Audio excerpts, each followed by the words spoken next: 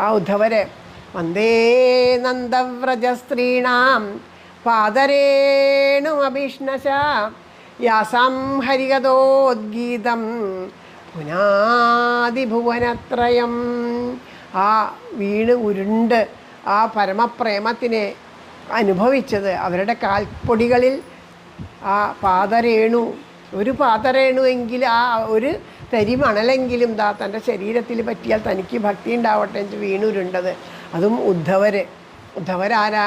ഉദ്ധവർ അത്രയും ഭക്തിയുള്ള ഈ ഗോപികമാരെ പോലെ തന്നെ ഭക്തിയുള്ള ആളാണ്. എന്നിട്ടും ഉദ്ധവർക്ക് എന്താ തോന്നണേ? എനിക്ക് ഭക്തി പോരാന്ന് തോന്നുന്നു.